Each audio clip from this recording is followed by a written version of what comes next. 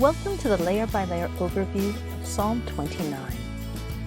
A way to remember this psalm is with the phrase, "the sound of the Lord," recognizing the dominating role that the sound of the Lord plays in the storm. Storms were important in the ancient world as the source of water for crops. The storm god who brought rain was therefore very important to worship. In Canaan, his name was Baal. In one legend, Baal defeated the sea god in a raging storm. Afterward, he built a temple of cedar and stone. He is also known for thundering 7 times to declare his victory. This storm imagery, and Baal as storm god, is helpful cultural background for this psalm, which insists that the one worthy of worship is not Baal, but the Lord. The psalm consists of an opening, a summons to divine beings to submit, followed by the main body, a 7-fold repetition of the sound of the Lord, like the 7 thunders of Baal. It closes with the Lord giving strength to his people. Verse 1. Ascribe to the Lord, divine beings. Ascribe glory and strength to the Lord. See our poetic features for how that line particularly works. The psalm opens with a call to worship the Lord, the God of Israel. The call to worship is not to Israel, or even people, however. It's a call to divine beings. God was pictured as having a divine council of divine beings, and it is these courtiers of his that are being urged to ascribe all glory and strength to the Lord. To worship God is to submit to him, acknowledging him as greater than any other. The Bible makes it clear that there is only one all-powerful God, but it also speaks of many other lesser spiritual or divine beings. These lesser divine beings were understood to rule the nations other than Israel, as in Deuteronomy 32:8. Calling on them to worship the Lord may be understood as an implicit call to all nations of the world to come worship the God of Israel. Particularly if this psalm is considered a victory psalm, it may be that Israel won a great defeat over her enemies, and consequently she is calling on all the nations and their foreign gods to worship Israel's God, the Lord. It's likely the nations defeated were worshippers of Baal, given all the mockery of Baal in this psalm. Ascribe to the Lord the honor that his name deserves. Bow down to the Lord dressed in holy attire. The name of a god is his reputation and essence and power altogether, accessible by the powerful name. To ascribe to the Lord the glory his name deserves means that who God is inherently deserves receiving glory from others. The holy attire, representing the fullness of the elegance of temple holiness, illustrates some of what his name deserves. The Lord deserves not to be worshipped outside of proper holiness. The worship must be appropriate to the God worshipped. That concludes the opening section. The Lord deserves glory, so give it to him. Recognize that glory and strength rightfully belong to the Lord, who is the ultimate source of them. Appropriate worship means publicly acknowledging and celebrating that fact. As mentioned, the water from rain, springs, and rivers was considered life-giving because it enabled crops to grow. The water of the seas, however, could represent the waters of chaos, the powers of chaos, which were embodied in the sea god in Canaanite religion. Baal needed to defeat this sea god in order to maintain order and bring the rain the people needed. Here in Psalm 29, however, there's no actual mention of the sea. The psalm may have purposefully refused to mention the name of the Canaanite god as a means of denying any acknowledgement of power, similar to the absence of the words sun or moon in Genesis 1. There is only one God, and his name is the Lord. The Mediterranean Sea was known for its storms that arose and moved inland to Canaan, sweeping over the mountains, causing the mountains to shake and the cedars to break apart. That is likely some of the imagery behind this section. David used the image of a thunderstorm coming from the sea. 7 times we hear the sound or voice of the Lord, which can mean thunder when in the context of a storm. Notice that it is not the Canaanite god Baal, but rather the Israelite God, the Lord, who causes the storm. The sound of the Lord, or in Hebrew, the thunder of the Lord against the water. The glorious God has thundered. The Lord has thundered against much water. The sound of the Lord, thundering in power. The sound of the Lord, thundering in majesty. The Lord is thundering in power and majesty against much water, that ancient cultural image for the forces of chaos. This is mythical language, often not depicting an historical event, but rather a symbolic event that conveys culturally significant ideas. In this case, the Lord is the one with power over the waters of chaos, and his power and majesty are in fact magnified because he does not need to struggle. There are 3 verbal peals of thunder here, against the water, in power, and in majesty. The sound of the Lord breaking cedars. And the Lord is breaking the cedars of Lebanon. And he is causing Lebanon to skip like a calf, in Syrian like a wild ox. See the exegetical issues video for this rendering of the sound of the Lord breaking cedars. Cedars of Lebanon are known as images of strength, dignity, and often arrogance. The Lord shattered the sources of that arrogance. Lebanon and Syrian were known as the mountainous homes of foreign gods. When the Lord displays such mastery over these mountains and their bounty, the ancient world would have equally understood him to be showing mastery over their gods. Causing a mountain to skip like a calf is an expression of the overwhelming power of the one doing it. Here, the mountain is visibly rocking from the sheer power of the storm. The mighty mountains are themselves subdued to this storm, completely at the command of the one causing it. See our Poetic Features video for how this interacts with the legends about Baal. In verse 1, the divine beings were summoned to submit to the Lord, recognizing him alone as worthy of glory. Here, the mountains, understood as a home of these foreign gods, are shaking, helpless before the power of the Lord. This visually depicts the Lord's comprehensive power over any rival at the very center of the poem. The sound of the Lord hewing with lightning bolts. Verse 7 literally reads, sound of the Lord hewing, flames of fire. The Hebrew does not specify what the Lord is hewing, but it is normally used to describe carving out stone or metal ore.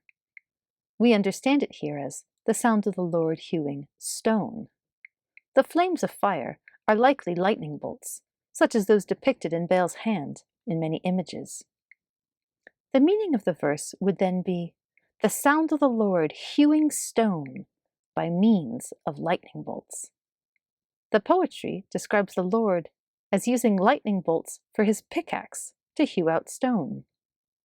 See our exegetical issues video for much more. From verse 6, there is the destruction of the cedars of Lebanon, and here there is stone hewn out from the sphere of Canaanite pride. In ancient literature, cedar and well-shaped stone are associated with prestigious buildings, like a temple or palace. God easily knocks down with impunity the items that the Canaanites took pride in. Just as, when Israel left Egypt, they plundered the Egyptians, the Lord may be here plundering the Canaanites, taking their cedar and stone for his own purposes.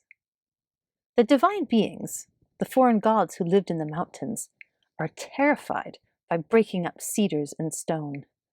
Building materials for their temples have been plundered, perhaps for the temple of the real God. The Lord's preeminence could not be more complete.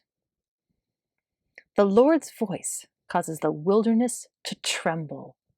The Lord causes the wilderness of Kadesh to tremble.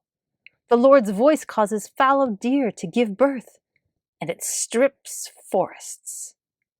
And in his temple, everyone is saying, "Glory." The storm has now moved from the mountains into the wilderness, and there everything is also trembling as the Lord continues to thunder. Trembling comes to the animal world as well, as the deer go into labor. Childbirth was a metaphor for crisis, in which the trembling one has lost control.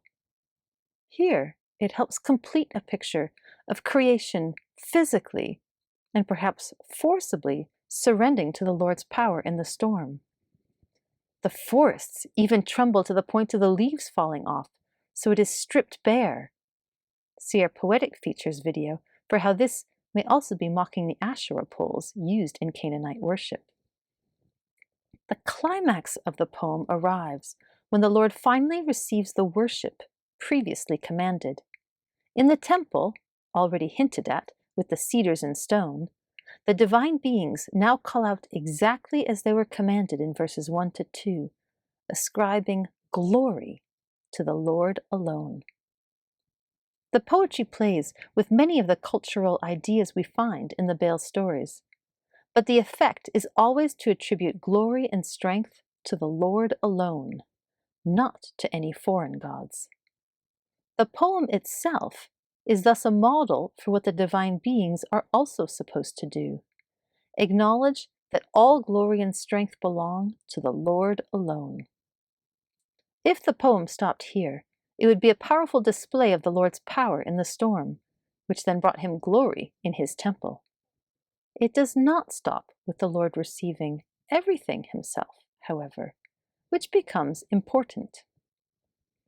The final section now opens, in which the storm is over, and we learn why the poet depicted the storm in the first place. The Lord sat enthroned over the flood, and the Lord sits enthroned as King forever. The Lord is not only master over a Mediterranean storm, the pride of the Canaanite gods.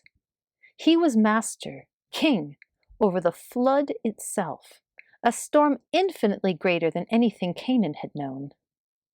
The purpose is to attribute to the Lord the highest authority and sovereignty, far above any claimed by Baal or his supporters. The Lord's mastery over the flood establishes him as king forever, over every storm. He is not only king over people, but over all of creation. He commands submission from the supernatural as well as the natural, and even the most powerful and frightening of natural forces are required to obey him. The psalm equally could have ended here, with the Lord recognized as sovereign over all creation. But it is the final verse that frames the entire poem, explaining why this storm was envisioned and why this poem needed to be written. God's strength and glory were paraded in dramatic fashion, all to lead up to this line. The Lord gives strength to his people. The Lord blesses his people with peace. The Lord is king over creation, and the benefits of this kingship are reserved for his people. He has promises of strength and blessing for his people, not Baal worshippers. He will grant his people strength and will bless them. The Canaanites looked to Baal for strength and blessing in the form of rain and crops, and many of the people of Israel were enticed by this.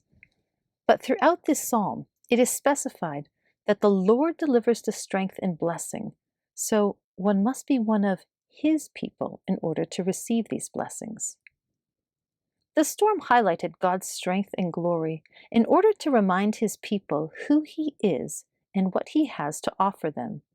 He is the powerful God at whose voice all creation trembles. He is the God all creation worships.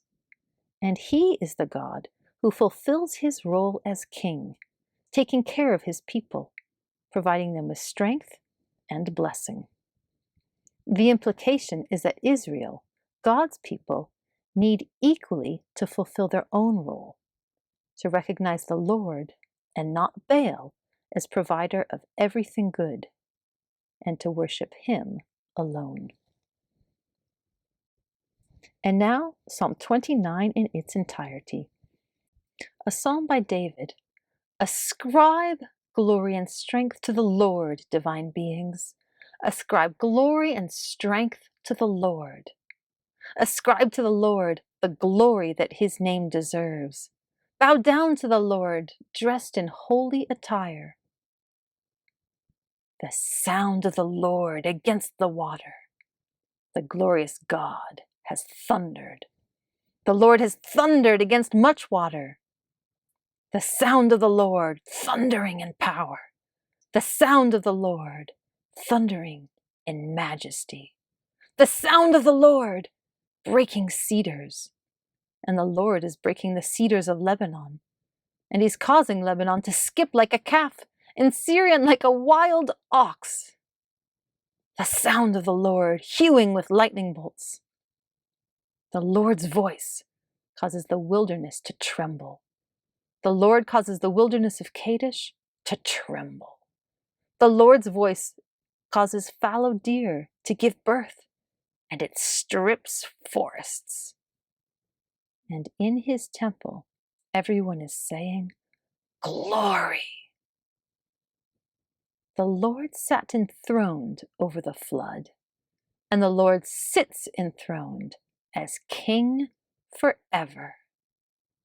The Lord gives strength to His people. The Lord blesses His people with peace.